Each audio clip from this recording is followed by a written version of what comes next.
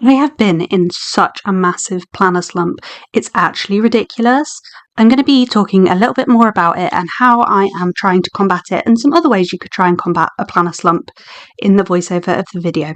But before we get into that, let's have a little look at the things we are using to memory plan the week, the 29th of September 2025, in my A5 wide Tilly Journals inserts. So, first off, are using the kit Fall Academia from Plannerface. I do PR for Plannerface, which means I get a discount for promoting her stickers.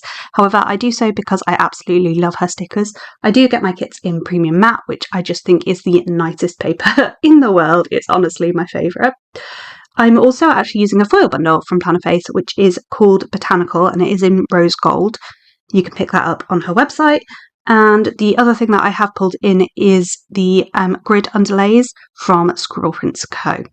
I do also have my stickers pulled out in my Plannerface reusable sticker album, which I do day by day, like as the day literally happens. In an evening, I pull out stickers. Oh, I haven't even done that in a while, but we'll get into that.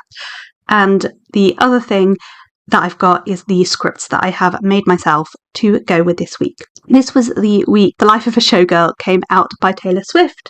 And I have previously done videos about my thoughts about the album. So if you want to go and watch those, I will link them up in the cards above. But in this video, I am just going to be talking about planner slumps. I've kind of moved away from chatting that sort of thing and moving into sort of topics that I think could be helpful. So my planner slump actually started in 2025, so late in the year. It was sort of just before Christmas, and I really got into playing Disney Dreamlight Valley. So if you play that, leave me a comment down below because I would love to visit your valley and stuff. That would be super cool. But I started playing that, and honestly, I didn't really want to engage with my planner. I didn't really feel like it. I got really busy in terms of I had a lot to do for Christmas and things, and everything just felt a bit overwhelming. And I just didn't really feel like I had the time to check in with my planner and also play a bit of Dreamlight Valley and get all of the stuff that I was trying to get done. And honestly, I just stopped. I stopped engaging with my planner. I didn't touch my bullet journal. I didn't film anything for this. To be honest, I'd done a lot of my filming before that point, and I had my videos scheduled out until the week of Christmas, and I decided I just was going to see what happened. And that led to me taking a longer break than I ever intended off YouTube, which was actually quite disappointing because my reading journal video did really well and I had a boom in subscribers. So to then not post anything was really silly for the algorithm, but it is what happens. There are lots of reasons you can get into planning slumps, and I've just named two of them, which is you get into another hobby, and I personally hyperfocus. If you watch my last plan with me, memory keeping with me really is. If you watched my last one, you will have heard that I have been now diagnosed with ADHD, and I do properly hyperfocus on hobbies, and that's what I was doing with Dreamlight Valley. I was playing it every second that I had available, basically. So because I had hyperfocused on that hobby, I wasn't doing any of my other hobbies at all. I stopped crocheting. I was meant to be crocheting my nephew a jumper and my daughter a jumper. Didn't finish either of them. And it was just one of those things that's how my brain works, unfortunately. One of the other things that can happen is that it can feel too hard. It can feel too much especially if you're busy, like I've just said. It can just feel like too much to go and check in with your planner, especially if you use it, for example, for memory keeping like I do in this planner, though I do also have planners that I plan in. That sounds so silly. My journal is mainly my forward planning planner. This is mainly for memory planning. Memory keeping really it is, but everyone calls it memory planning, so I'm just going to go with it. But there's other reasons you might fall off planning or fall out of the routine or into a slump. It might be that you're just not enjoying it at the moment, that what you're doing isn't working, you're not finding it functional or helpful, and that can mean that you don't want to check in with it, because if it's not helpful and you're not enjoying it, what's the point? I mean, my life ethos is kind of, if it's not helpful, if it's not enjoyable, bye-bye, because things should be one or the other. There are certain things you have to do, and that I class those things as helpful. So, for example, I can't just leave my kitchen a mess every evening because it would grow mold. And so cleaning my kitchen is helpful because it gets rid of dirt. So Yeah, that's kind of my ethos, if you see what I mean. But they're for really common reasons that you can fall into a planner slump. And I think the main one for most people is probably that other things come up and take over and they can't do what they would like to be doing in their planners. So there's quite a few ways that you can try and combat planner slumps and what you can do. It depends what sort of slump it is. For example, the thing I could do is I could just drop pulling my stickers from my memory planner and just ignore that, because that's not something that I need to do there and then. The thing I do need to do, but even this I fell off, is making notes of what we've done so that when I am feeling like it and I feel like I've got the energy and the time, I can come and I can pull those stickers and eventually I can put the spreads down. As you can see, I'm very behind. I'm putting down September spreads in January, so we're a good 4 months behind, but I will catch up a bit eventually. I don't know when, but I will at some point catch up. I do want to, for some of this quarter, put out 3 videos a week to catch up with the videos I would have posted and get a little bit more ahead with these plan with me's, but we'll get to that at some point. I don't know when I have a little bit more time, which is a bit of a joke because I go back to work in 3 weeks. So let's just move on. So the first thing you can do is drop off things that aren't essential. If it's something that is just for fun, just drop it for now. If it is something you find functional, pare it right back to the simplest form, the simplest thing that you need. I know that I need a list every day. I need somewhere to check in, check I'm doing the tasks I should be doing, and essentially, actually get stuff done. Because if I don't have a list, I won't do anything productive. I would get distracted by, well, no, that's not fair. I will do productive things, but I won't do the things that are the most urgent or the most necessary to do, because I just don't remember they exist. I do the things that I can see that need doing, if that makes sense. So I know my pared back planning is a random scrap of paper and a list for the day. And if that's all that you need, that's all you need to do.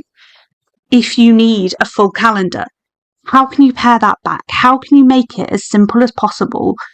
Get rid of your decoration, get rid of anything fancy, just pare it right back. And maybe if you're the sort of person that won't look at it, if it's not at all decorated, put in some easy decoration. Have you got some stickers you can just whack on and call it done and make it nice and simple? Do you have, I don't know, a washi tape that you love that you can put at the bottom and the top of the page and just call it done? Make it as easy as you can for yourself to pare it right back. So that's my main piece of advice for that. Take back to the basics, to what you need. The third way to do it is to follow your joy, to look at what you are enjoying. For example, there is a big trend of journaling and junk journaling and daily memory keeping like that at the moment, or well, not even necessarily daily, event memory keeping like that, for example. The reason that is because it's really flexible. At least that's what I think it is. It's really flexible. Anybody can do it, and you can use things that you already have.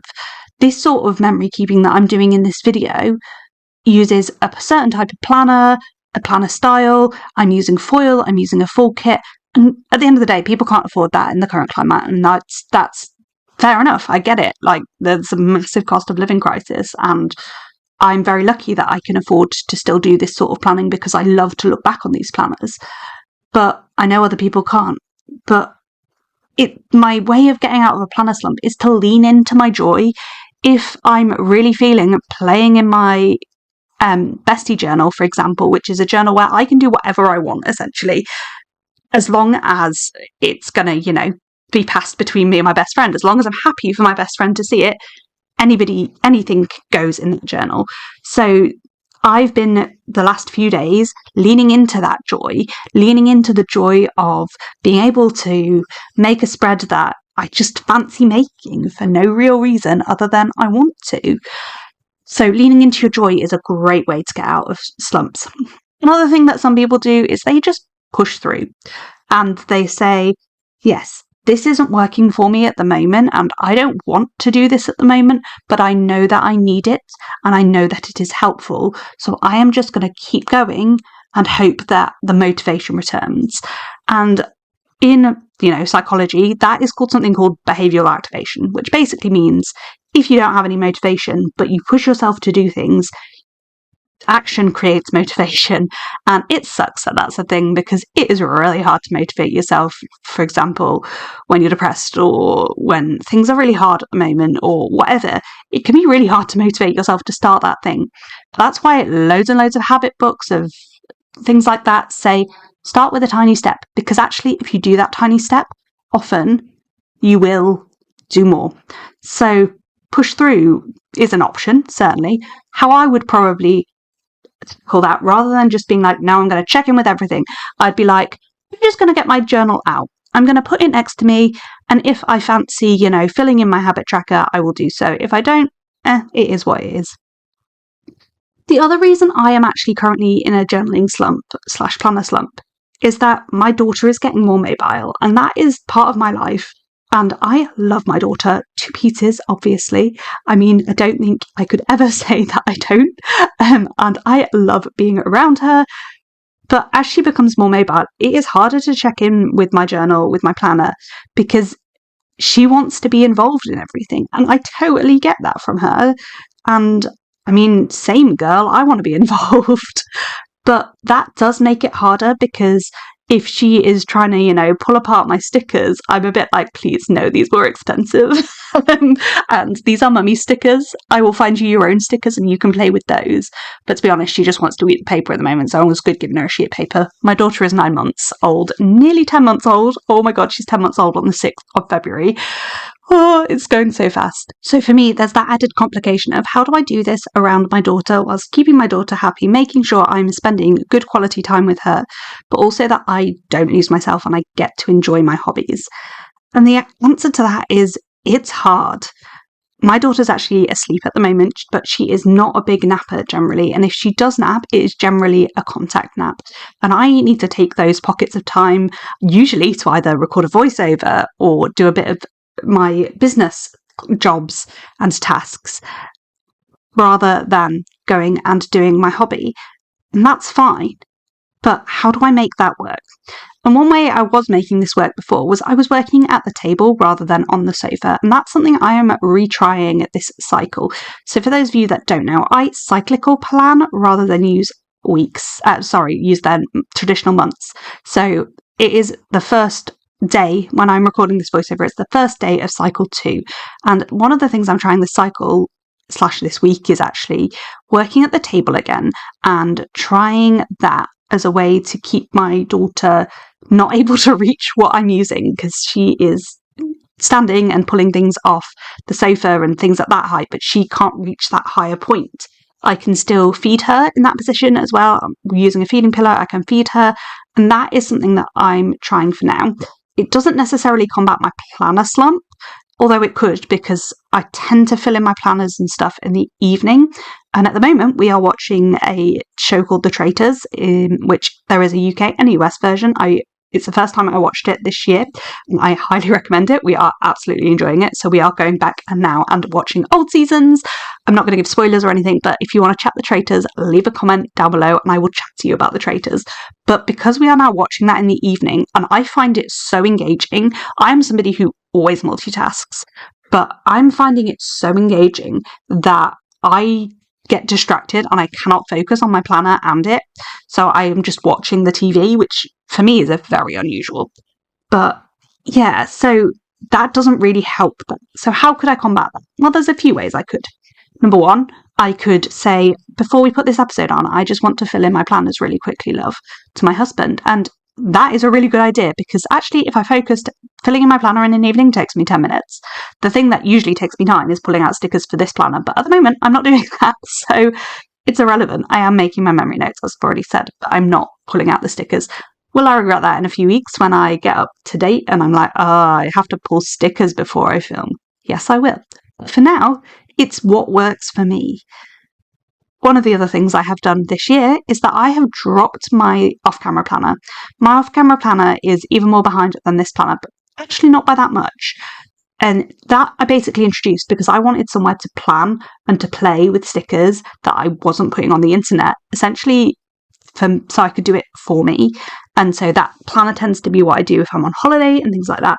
But I haven't touched it in months, and that's okay. And I'm not bothered about that because I'll get to it at some point, and I've got the stickers pulled and everything, and I can play with that when I fancy it. But really, I think my main advice is to take a look at your planning routine, take a look at what you need and what you want. How can you pare those things back? How can you change it up to make you want to engage with it?